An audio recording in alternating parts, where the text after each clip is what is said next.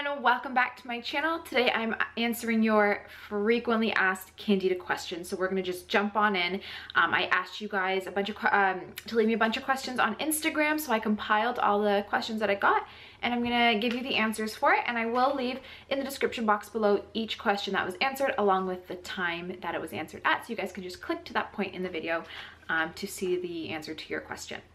So the first question is Candida and parasite cleanse the same? Yes, they are. Usually you take antifungals that will help to combat Candida, and they also are very effective with parasites. Things like black walnut, clove, wormwood, grapefruit seed extract, aloe vera, these are all great for both. So usually when you do a Candida cleanse, you take some black walnut and some caprylic acid and a combination of supplements to help just combat both at the same time. The second question, what are some die-off remedies? This is a great question. It's one I get asked all the time. First of all, if you are getting die-off, a little bit of die-off is normal and there's not much you can do about it, to be honest. But if you're getting a significant amount of die-off, it means you need to put the Candida cleanse on hold and go back to a liver cleanse. I say this all the time, but you need to do liver drainage first and open up your liver so that as Candida and parasites die off, your liver can handle the toxins that are coming from that. If your liver and kidneys cannot handle that toxic load, you will start experiencing die-off because the toxins are going to have to leave the body somewhere else. So it could be mucous membranes, which means super runny nose, cold and flu-like symptoms. It could be a flare in your skin condition because they'll have to come through the skin. So they're gonna have to come from somewhere. Some people get a flare in UTIs or in yeast infections because, again, toxins are trying to leave somehow. So go back to a liver cleanse. But in terms of actual supplements to help with die-off, you always want to think of sponge. Anything that's going to act like a sponge to help mop up and soak up toxins as a Candida dies off are things you're going to want to include. So activated charcoal, bentonite clay, spirulina, crackcell chlorella, blue-green algae, liquid chlorophyll. Those are your fantastic sponges. You can do a combination of them. You can do only one, but just incorporate them into your Candida cleanse so that you always have a sponge. As Candida dies off, the sponge is absorbing the toxins and pulling it out through your stool. Something else you always want to make sure you have to prevent any flare-ups in terms of colds and flu-like symptoms would be antiviral. Whenever Candida and parasites die off, they do release viruses. There's always that virus present when there's Candida and parasites. So to prevent that flare, you want to do an antiviral. You can do echinacea if you don't have an autoimmune. You can do amino NAC, which is my personal favorite. It's great for the liver as well. So there's a couple options there. Question number 3, how will I know when Candida is gone? I'm a huge fan of going by your symptoms. Why do you believe you had Candida in the beginning? Was it migraines? Was it extreme fatigue? Was it skin issues? Was it major gas and bloating? Whatever your issue was that made you believe you had Candida, when it's gone and when you feel a lot better, you will know that your Candida is gone.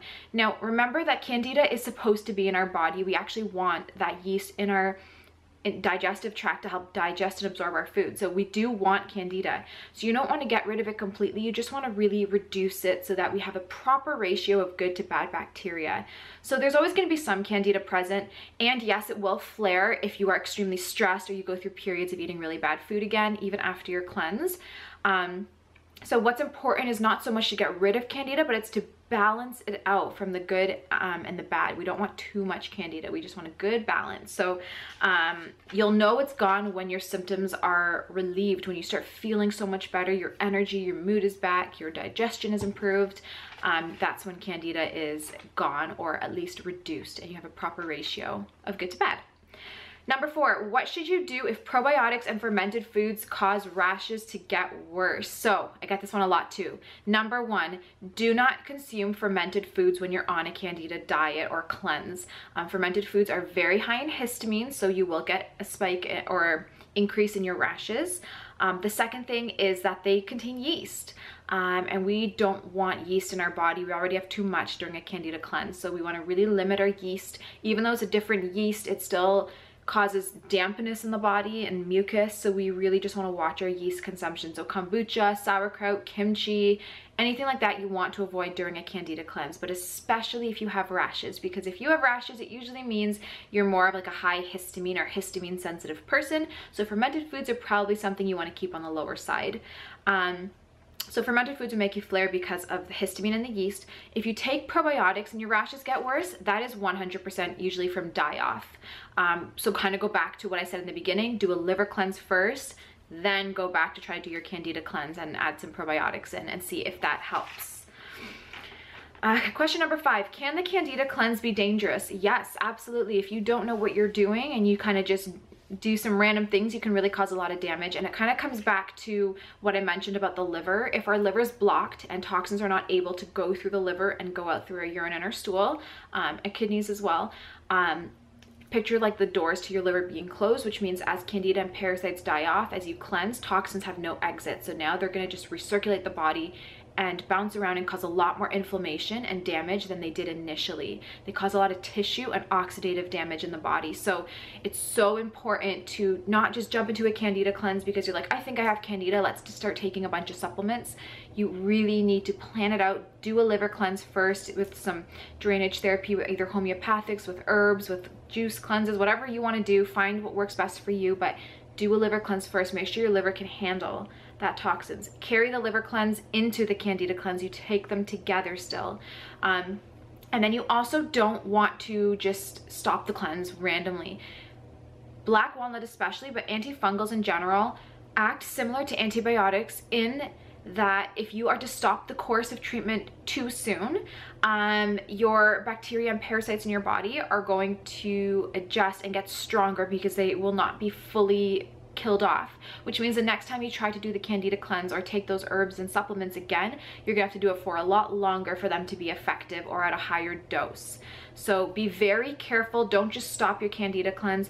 I usually say anywhere from like 35 to 90 days. Preferably 90 is ideal for a parasite cleanse. You really want to make sure you get their full life cycle. So not just the parasite worms themselves, but the larvae, the eggs.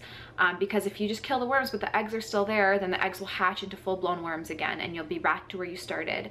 If you stop your black walnut and herbs too soon, then the eggs will just be even stronger and it'll be a lot more work to kill them off. So 90 days will hopefully get the full life cycle of the parasites and also kill off the candida and other bad bacteria that are in your body as well. So like I said, so there's a bunch of things that could be, you know, that could be dangerous. Another thing too is that you go at it too aggressively and you already have like non-alcoholic fatty liver disease or some liver issues that you didn't address, and black walnut and a lot of these herbs are very hard on the liver, which means they'll strain your liver and you could actually get a lot worse. Some people will develop some liver stones. So it's really, I always say consult a healthcare practitioner before attempting anything like this, or just do a hell of a lot of research before jumping into something like a candida cleanse. The next thing, question number 6, can chronic constipation be a symptom of candida? I've always been told the opposite. Yes, absolutely. Chronic constipation can not only be related to candida, but also to an underactive stomach, to not enough digestive enzymes, not enough liquid and fiber in the diet. But yes, it really does come down to that dysbiosis. Having too much bad bacteria, not enough good, are really going to stall and hinder digestion. Food is going to just be sitting longer in your intestines before it gets digested and can get eliminated. So another thing you want to look at is how fast are you chewing and eating your foods. You can also look into food combining. Maybe don't eat fruit and protein together, because fruit gets digested quickly and protein takes super long. That can cause some problems. So there's a bunch of areas to look at, but definitely I would start with a liver cleanse, taking some digestive enzymes, possibly hydrochloric acid if you have an underactive stomach. Once you do that for a little while, then you can consider starting a candida cleanse and you should get much more relief from that. So definitely, yes, candida can cause constipation. Number 7, can you be born with candida? I love this question. I don't think it's talked about enough. Yes, you can. If your mother, which honestly most people do nowadays, but if your mother had a poor diet, or not even a poor diet, even if she ate well during pregnancy but had a poor diet prior or had antibiotics prior to getting pregnant, she would have the candida overgrowth, and that absolutely will cross the placental barrier and get to the baby. But another thing is that if the baby is born vaginally, there's a lot of usually yeast and candida in the vaginal tract, which they will be exposed to on the way out in labor, and that definitely is the reason why most babies have thrush on their tongue when they're born, like the really white tongue. Most babies will develop eczema and allergies early on, also from the candida. if your child has eczema and things like that, it's usually related to the mother having candida and having passed it on to her child. And it is so common. Most mothers unfortunately do have candida and the children do get it. My kids got it from me. My first two, my third didn't, because at that point I had already done a candida cleanse and all that. But yeah, you definitely could pass it on to your kids. So there are some things that you can do. I'm pretty sure I made a video about candida cleansing with children that hopefully might help. But yeah, you definitely could pass it on. Number 8, how can I ensure I'm getting enough calories while on the candida diet without feeling hungry? So I'm gonna be honest, if you're used to eating carbs and eating, you know, certain foods, and then you go onto a candida cleanse, you are going to feel deprived, you are going to feel hungry. The one thing I say is, before you even attempt a candida cleanse, stock your fridge or freezer with candida friendly muffins, or you can do like keto muffins or paleo muffins, candida friendly snacks, energy bites, fat balls. Make sure you have, I always say when you're on a candida cleanse, do a meal replacement shake. I love the ones from Dr. Axe. They're from bone broth, but they have a whole bunch of ingredients and calories in there that are going to help to nourish you, and you can drink it between meals. It's not to replace a meal, it's just to add on so you don't feel as hungry and make sure you're still getting a lot of nutrients. But definitely be prepped. A candida cleanse is hard, and if you're starving, you're not going to want to sit in your kitchen and start baking. You're going to want to go out to the store and grab something to eat. So make sure you're stocked and prepared to do this cleanse. There are lots of like paleo, lower carb chips. I love Siete chips. There's a whole bunch of products and granola bars and energy things you can find online as well that can be safe for a candida cleanse. So stock up on all that. Have lots of vegetables on hand that are already chopped up, things like that. Some fresh berries. Where am I? Number 9, are gluten-free oat and rice cakes allowed on candida diet? It really depends on the severity of your overgrowth. If you just have very mild candida symptoms and your overgrowth is not so severe, you probably could get away with having them a couple times a week, you know, as long as you're on your antifungals and antibacterials and all that. If you have severe overgrowth, so like a lot of eczema, major gas and bloating, major headaches or fatigue, anything like that, I recommend going completely rice and grain free and all that. Go very, very low carb, just for probably a month, and then continue the candida cleanse for 2 to 3 months after that. But you can probably add in rice cakes after the 1 or 2 month period. But definitely the worse your overgrowth is, the more you want to be strict with your diet. 10, is body odor a symptom of candida? Yes, yes, yes, yes. Not just candida, but parasites. And when we say do a candida cleanse, we're not only targeting candida, you're targeting a lot of other bad bacteria and microbes that are in our gut. So it's not just candida, it's just kind of like a phrase we say to kind of cover dysbiosis in general. But yes, bacterial overgrowth that is bad, so like bad bacterial overgrowth will 100% cause your body odor. And as you sweat, really even anywhere on your body, but usually like your armpits and things like that, as you sweat, the bad bacteria is also coming out and toxins are coming out. So that's where the smell is coming from.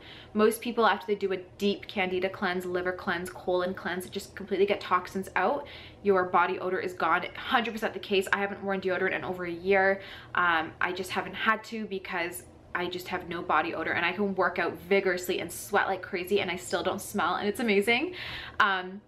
So yeah, body odor is not like a normal thing. If you have body odor, consider doing a detox. 11, does candida cause weight gain? Yes, it can.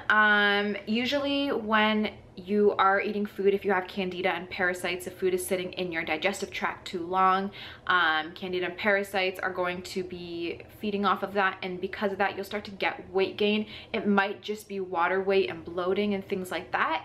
And not necessarily fat, but your stomach or your thighs and stuff, they might expand just due to the water weight and the bloating. Another thing too is candida doesn't directly cause weight gain themselves, but what can happen is when you have candida, they affect your thyroid and your metabolism and your liver. And when your liver is not functioning and your thyroid's not functioning, you're going to start to get that hormonal imbalance, which also triggers weight gain. So usually after a candida and liver cleanse, your weight should just be a lot easier to handle and manage, especially when you're eating really well.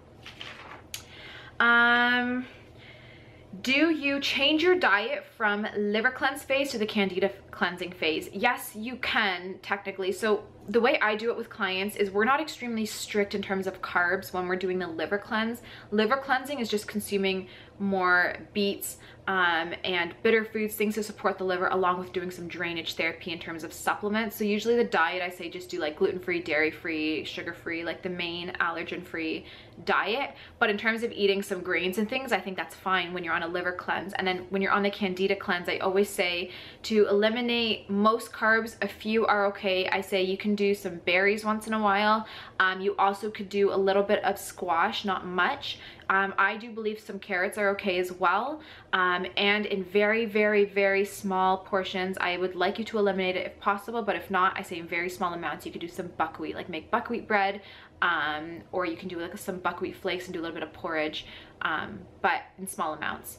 So I'm a little bit more strict when it comes to the Candida cleanse, but with the liver cleanse, you can have fruit and all sorts of things as long as you're, you know, draining your liver. So usually you kind of switch your diet. 13, did you cure Candida? I don't want to say cure because Candida is not a disease. I did help to improve my dysbiosis.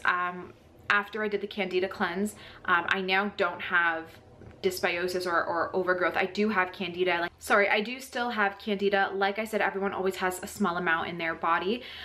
What I just do now to be careful that it doesn't overgrow again is I really have to watch my stress levels. Even if you do a Candida cleanse and really limit and reduce the Candida in your body, if you're really stressed, which is easy for me because I have 3 kids and 3 different businesses and a house to run.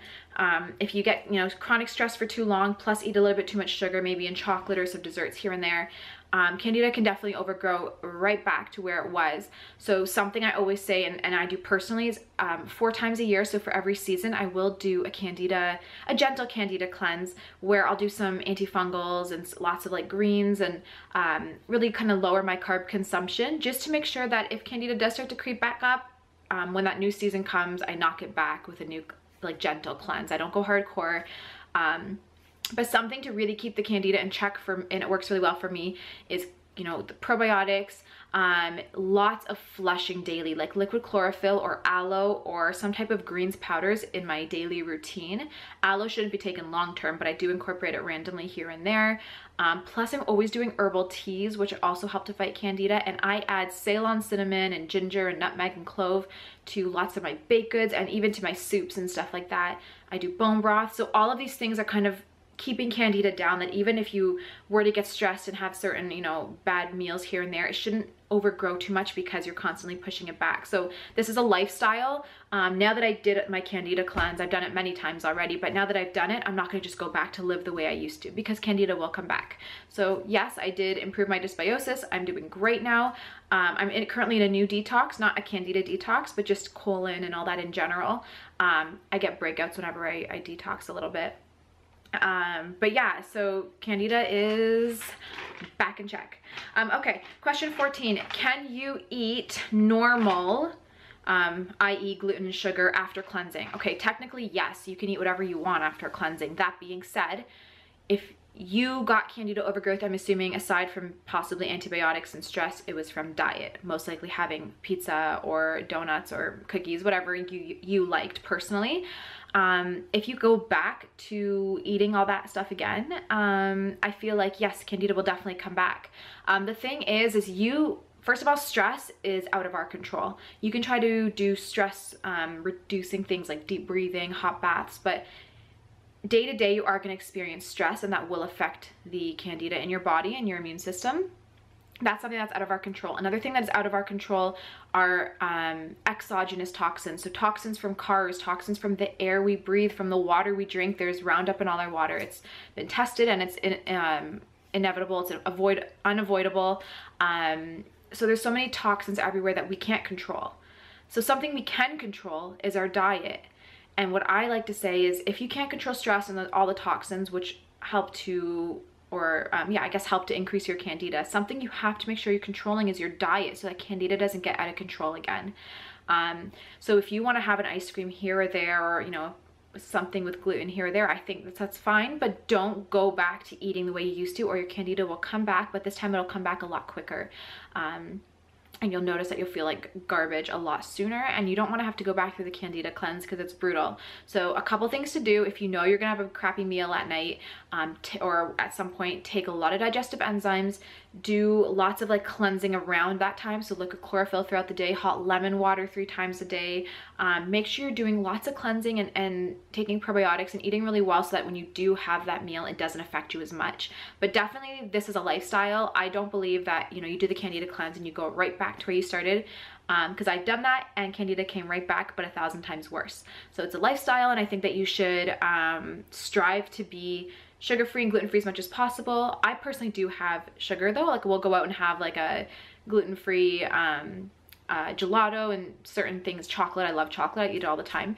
But something that I always check are, I check the ingredients. I make sure there's no high fructose corn syrup. I won't touch that stuff anymore. Even after Candida's gone, I never touch food colorings. I personally won't eat gluten. I don't want to eat gluten, but if you chose to have gluten, that's your decision for sure. And some people can have it, but again, in moderation. So I guess that's what I'm getting at without going on a big ramble. You can have gluten, sugar, whatever you want in moderation. Just keep in mind that you should regularly and daily do some type of detox or cleanse. Eat clean, eat lots of greens, and you'll be fine. Okay, we're nearing the end. There's 6 questions left, or 5. 15, can I eat starch after 6 weeks of avoidance? Yes. Again, though, it depends on your overgrowth. If you have severe overgrowth, like if you're covered in psoriasis or you're covered in eczema or major acne and things like that, 6 weeks starch-free is honestly not going to cut it, I don't believe, to completely get rid of your Candida. If you think about the years it took to get your body to the point it is at now, you can't expect in 6 weeks for the Candida to clear. So, and as soon as you bring starches back in, it will start to feed Candida, even if you're still taking antifungals. So what I say is stick to starch and carb free until you notice significant and dramatic improvement in your skin or in whatever your condition was. If you didn't have skin issues, if you had migraines or bloating, etc., wait till you notice a significant improvement and reduction in those symptoms before adding starch back in. And if you are to add starch back in, then add it in slowly, one at a time, once a week. So for example, if you're like, I really want to start having rice, you bring rice back in a small portion and wait a week before bringing in a new grain or a new starch. Don't just go from eating nothing to all of a sudden eating carbs again, because your Candida is gonna have a heyday and it's gonna be starved because you haven't been eating the carbs, that it will feast a lot more and Candida overgrowth will come right back. So I always say just go slow, do not rush back into it. If you feel extremely exhausted and you're losing a lot of weight and you really need the carbs, bring them back in with digestive enzymes very slowly, small portions, and stick to more like buckwheat, millet, quinoa, the more whole grain unprocessed carbs and starches.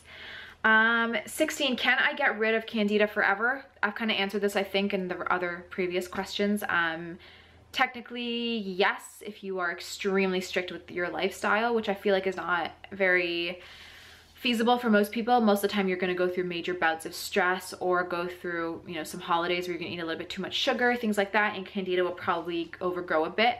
But the difference is how far are you going to let it overgrow? Are you going to let it overgrow to the point that you initially were at, where you had either major bad skin or health problems, or is it going to overgrow a little bit and you're going to feel a little off and you're going to just do a quick cleanse and you'll feel back to normal? So that's going to be where you come in. If I feel like my Candida is overgrowing, if I start getting, you know, a couple symptoms, then right away I stop. I'm like, no carbs for the next week. I'm going to just kind of cleanse and do some smoothies and eat really clean, some intermittent fasting. So don't let it overgrow. But if you do that, yes, you can be Candida and symptom free forever. 17, what tests are good for Candida, blood or stool? This is a great question. I actually answered this on my website, holisticspring.com. If you go under the Learn tab, there are a bunch of articles under there. And if you click the Candida article, I kind of go into in depth on what testing you should get done and what's the most accurate. I say symptom testing. I made up that word, but go off of your symptoms. If you have, you can pull up a Candida symptom list on Google, and if you have 2 or more, you have some Candida overgrowth you need to address. Most people have Candida overgrowth. That's not something you should even bother testing for. It's so normal to have the overgrowth because of our high stress, the toxins are in our environment, the processed food, etc. So just do a cleanse. It won't hurt you to do a cleanse if you're doing it right. But if you really want to get testing done, out of the two, I would say either a breath test or a combination of stool and blood. Because it really depends. Sometimes they'll do a stool test and they'll say you have no candida or parasites, but really you do, and they're in your bloodstream.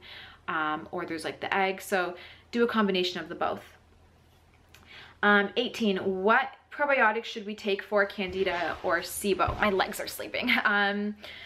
So it depends. If you have SIBO, I think you should kind of stay on the lower side of probiotics. And if you are to take probiotics, do a soil-based probiotic. But if you have just candida overgrowth, I say human strains, maybe do about 50 billion during your candida cleanse, and when the candida cleanse is done, do a huge potent dose. My favorite's the HMF intensive from Genestra. It's 500 billion, and that'll just completely repopulate the gut, and human strain probiotics will repopulate inside of you on their own lifelong. So if you do human strains in a high dose for about 30 days, you won't have to take probiotics again unless you do antibiotics or something.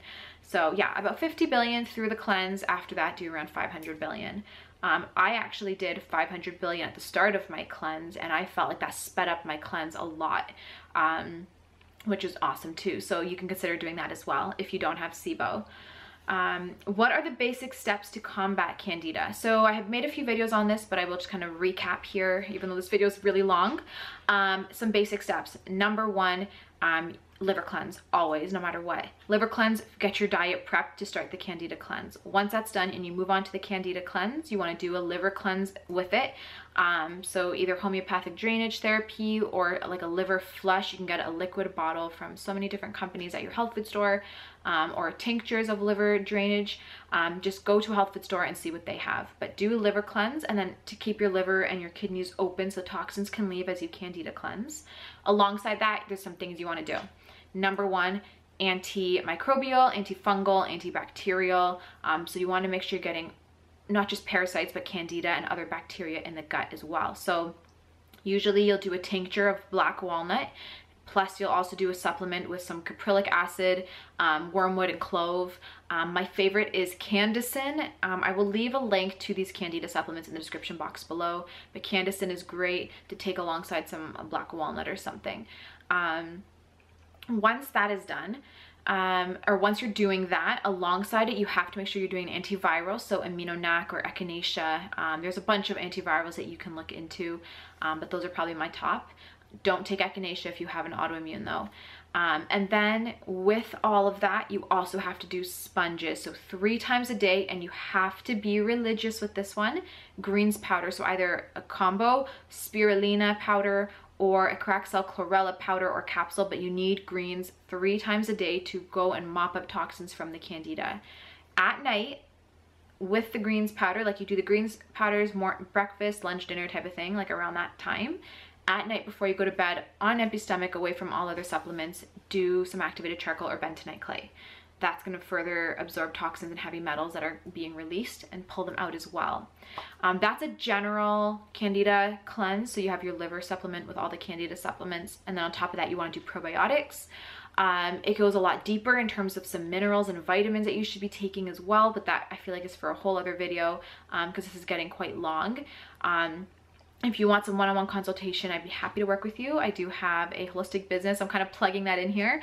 So you can go in the description box to get the link to my website if you want to contact me. I do worldwide consultations. So I think I answered all your questions. Sorry this video was really long, but you can go to the description box to find the questions that were asked and click the times. But yeah, make sure you follow me on Instagram for healthy candida-friendly recipes and tips. And I love you all, and I'll see you in my next video. Bye.